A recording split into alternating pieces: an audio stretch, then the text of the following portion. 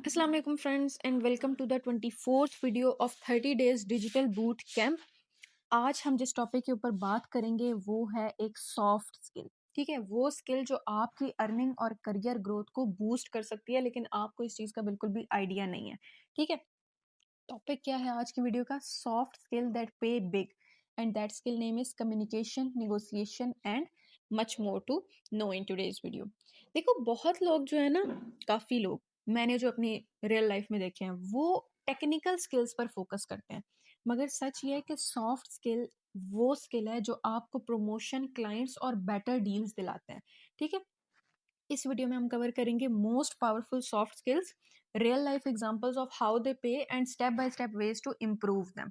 ठीक है, देखो कभी कभी ना हम जिस चीज को बड़ा माइन्यूट सा करके इग्नोर कर रहे होते हैं ना, वो मेजर बनती है, वो हमारी सक्सेस के लिए मेजर हर्डल जो है ना, वो मेजर हर्डल प्रूव हो रही होती है। ठीक है, सबसे पहले बात करते हैं कम्युनिकेशन किस तरह से किंग स्किल है। क्यों हर कोई कम्युनिकेशन कम्युनिकेशन कम्युनिकेशन कह रहा होता है? ठीक है, कम्युनिकेशन हर प्रोफेशनल के लिए नंबर वन स्किल है।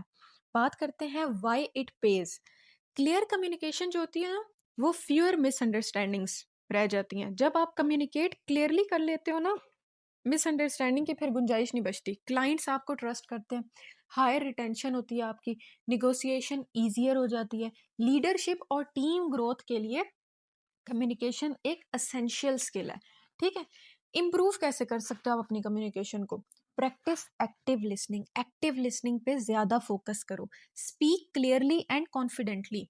Taylor your message to your audience. जो भी बोल रहे हो ना, कॉन्फिडेंस से बोलो और क्लियरली बोलो। ये नहीं है कि आपका पहला जुमला दूसरे जुमले से मैच ही नहीं कर रहा, आपको खुद ही नहीं पता कि मैं क्या बोल रहा हूँ, इसका मतलब क्या है। ठीक है, देखो एग्जाम्पल्स की बात करूँ ना, तो फ्रीलांसर जो होते हैं ना, जिन फ्रीलांसर्स की कम्युनिकेशन बेटर होती है ना, उनका क्लाइंट रिटेंशन हायर होता है और ऑर्डर्स रिपीट हो रहे होते हैं।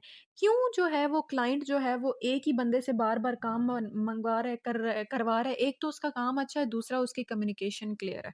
ठीक है, अच्छा, उसके बाद अगर एम्प्लॉय सिस्टम में ये बात करते हैं, तो क्लियर ईमेल्स और प्रेजेंटेशंस जो है ना, वो फास्टर प्रमोशन देती हैं आपको एज एन एम्प्लॉय। फिर बात करते हैं निगोशिएशन। निगोशिएशन किस तरह आप निगोशिएशन के थ्रू स्किल्स को कैश में कन्वर्ट कर सकते हो। देखो, निगोशिएशन जो होती है ना, वो डायरेक्टली इम्पैक्ट करती है आपकी अर्निंग को। किस तरह? When it matters, freelance rates, salary discussions, vendor deals, project timelines, इन चारों चीजों में, ये तो चार मैंने इंपॉर्टेंट मेंशन किए ना, पता नहीं और कितनी चीजें हैं जिनमें निगोशिएशन डायरेक्टली अटैक करी होती है। ठीक है, डायरेक्टली अटैक करती है आपकी अर्निंग को। ठीक है, फिर आप इम्प्रूव कैसे कर सकते हो अपनी नेगोशिएशन को? Always know your worth. आपको पता होना चाहिए कि यार, ये नहीं देखो कि यार ये 1.5 लाख का प्रोजेक्ट है, ये देखो कि क्या 1.5 लाख में इतना काम मैं करके देता हूँ, ये मेरे काम की वर्थ है या नहीं। ठीक है, prepare your facts and figures.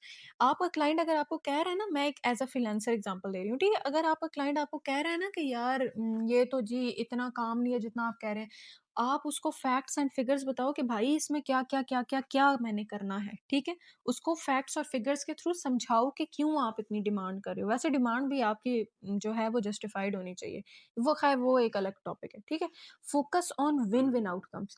Main outcomes के ऊपर टारगेट रखो। ठीक है, जो आपको ज्यादा पे कर सकते हैं।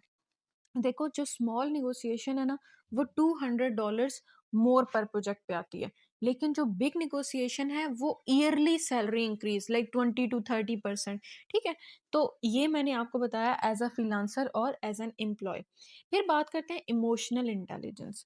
देखो, आईक्यू की तो बहुत सारे लोग बात करते हैं, ईक्यू की कोई कोई करता है। इमोशनल इंटेलिजेंस जो है वो आपको इन्फ्लुएंस और लीड दोनों देती है। White page. सबसे पहले बात करते हैं कि ईक्यू का मतलब क्या है। ईक्यू का मतलब है अपने इमोशंस और दूसरों के इमोशंस को समझना। सिर्फ अपने नहीं कि भाई मैं ही मैं, नहीं, मैं और मेरे साथ भी मैं नहीं होता, मैं और मेरे साथ बाकी लोग हैं जिनके इमोशंस हैं, उनको आपने अंडरस्टैंड करना है। ठीक है, बात करते हैं वाई इट पेज। ये क्यों पे करते हैं इमोशनल इंटेलिजेंस? भाई आजकल बहुत टॉपिक ये ट्रेंडिंग पे चला हुआ है। Conflict management, team collaboration, leadership perception और क्लाइंट रिलेशनशिप बिल्डिंग, इन चारों चीज़ों में high emotional intelligence faster promotion देता है, बेटर नेटवर्किंग देता है और ट्रस्ट बिल्डिंग देता है।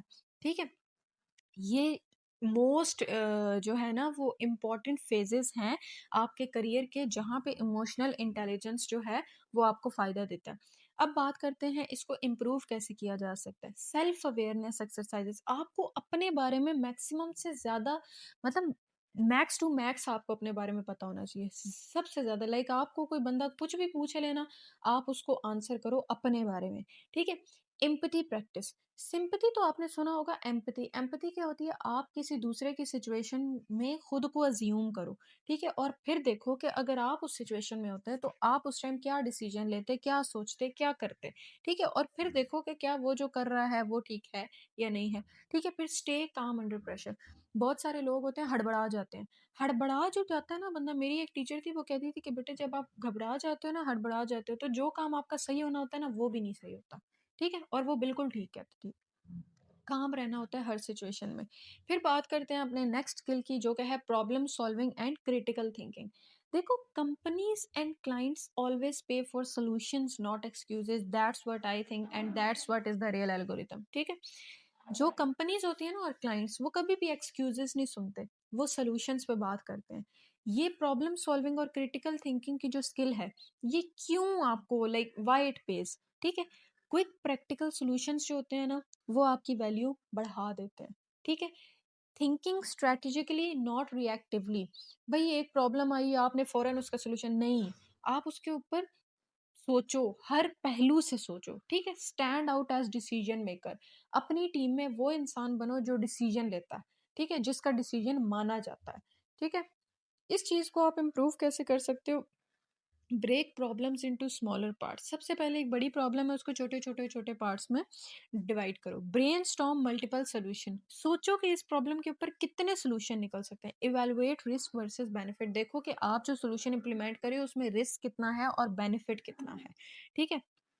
मेरे जो फादर हैं वो मुझे एक चीज़ कहते थे कि बेटे रिस्क लाइफ में लेना चाहिए, लेकिन अगर ये सोचो कि अगर आप फेल हो गए तो जो आपका लॉस होगा क्या वो बेरेबल है? अगर वो बेरेबल है तो वो रिस्क लो, अगर वो लॉस ऐसा है कि आप बेयर नहीं कर सकते तो फिर वो रिस्क मत लो, ठीक है? एंड दैट वाज माय की पॉइंट। अच्छा, उसके बाद की स्किल की बात करते हैं, टाइम मैनेजमेंट और एडेप्टेबिलिटी। देखो, टाइम जो होता है ना वो मनी है, ये सिर्फ बात कही नहीं जाती। ये लोग इस चीज को जो समझते हैं ना कि टाइम मनी है, वो फिर वाकई उनका टाइम मनी बन जाता है, ठीक है? एफिशिएंट यूज जो होता है ना टाइम का, वो डायरेक्ट अर्निंग पोटेंशियल बनाता है आपके अंदर। ये पे करता है, कब करता है, ठीक है? देखो, white pace, meeting deadlines consistently, handling multiple projects, adapt to change without losing productivity, ये सारी चीजें जो होती हैं ना, ये टाइम मैनेजमेंट में आ जाती हैं और अडेप्टेबिलिटी में आ रही होती हैं, ठीक है? टिप्स टू इम्प्रूव की बात करूं तो प्रायोरिटाइज टास्क, 80/20 रूल मैंने अभी अपनी पिछली वीडियो में एक्सप्लेन किया, उसको इम्प्लीमेंट करके अपने काम करो, ठीक है? यूज प्रोडक्टिविटी टूल्स, यार आजकल तो एआई है भाई, आप 50-50 पे चल रहा है, आधा काम इंसान करता है आधा एआई करता है, ठीक है? इम्ब्रेस लर्निंग एंड फ्लेक्सिबिलिटी, अपने अंदर हमेशा इंप्रूवमेंट की गुंजाइश रखो। जो इंसान ये कहता है ना कि मैं परफेक्ट हूँ, मैं तो, मुझे और कुछ सीखने की जरूरत नहीं है, वो फिर और कुछ सीख भी नहीं सकता, ठीक है? आप जिस भी लेवल पे पहुंच जाओ, हमेशा अपना एक लर्निंग बिहेवियर रखो, अपने अंदर फ्लेक्सिबिलिटी रखो, चेंजेस, अडेप्टेबल हो आप चेंजेस के लिए, ठीक है? फिर बात करते हैं नेटवर्किंग एंड रिलेशनशिप बिल्डिंग। आपका जो नेटवर्क है ना, वो आपका हिडन इनकम सोर्स है। कैसे? आपके नेटवर्क के अंदर कितनी जॉब अपॉर्चुनिटीज आ रही होती हैं, पार्टनरशिप्स एंड कोलैबोरेशंस ऑफर्स आ रही होती हैं, रेफरल्स और रिपीटेड क्लाइंट्स आ रहे होते हैं आपके पास। लेकिन अगर आपकी नेटवर्किंग अच्छी है तो आप अपनी नेटवर्किंग और रिलेशनशिप बिल्डिंग को इम्प्रूव कैसे कर सकते हो? कनेक्ट जेन्युइनली, ठीक है? जेन्युइन कनेक्शंस बनाओ, ठीक है? Attend events and online communities, कितनी सेशंस हो रहे होते हैं जूम पे जी, फ्री फ्रीलांसिंग का है, ये है वो है, लेकिन जी आप जो है वो वैसे दोस्तों के साथ तो बाहर 3-4 घंटे घुमाओगे, लेकिन इस तरह का कोई सेशन नहीं लोगे। फॉलो अप कंसिस्टेंटली, अपने फॉलो अप्स पर ध्यान दो, ठीक है? सॉफ्ट स्किल जो है ना, सॉफ्ट स्किल्स जो मैंने आज बताई हैं, these are multipliers of your career and income. अगर आप इनको कर लेते हो ना इम्प्रूव, या इनमें मास्टरी कर लेते हो हासिल, आपका करियर और आपकी इनकम दोनों मल्टीपल हो जाती हैं, ठीक है? आपने फोकस किन चीज़ों के ऊपर करना होता है? Communication, negotiation, emotional intelligence, problem solving, time management और नेटवर्किंग, ठीक है? देखो, एक बात मेरी मानो, invest in soft skills today, earn more tomorrow. और मैंने जो आपको सॉफ्ट स्किल बताई है ना, इनमें सिर्फ आपको टाइम इन्वेस्ट करना है और कुछ इन्वेस्ट नहीं करना। टाइम तो इन्वेस्ट कर ही सकते हो ना, ठीक है? तो मुझे जल्दी से बताओ कि इन सॉफ्ट स्किल्स में से आपकी कौन सी स्किल ऐसी है जिसमें आपने मास्टर किया हुआ है, जो आपकी अच्छी है? कौन सी ऐसी है जिस पे आपको लगता है कि आपको वर्कआउट करना चाहिए? और कौन सी सॉफ्ट स्किल ऐसी है जिसका आपको आइडिया नहीं था लेकिन इस वीडियो को देखने के बाद आइडिया हुआ? ठीक है? और अगर आपको लगता है कि कोई सॉफ्ट स्किल ऐसी है जो मैंने मिस कर दी है, तो उसको भी ज़रूर मेंशन करो कमेंट्स में। मिलते हैं नेक्स्ट वीडियो में, till then take care and Allah हाफ़िज़।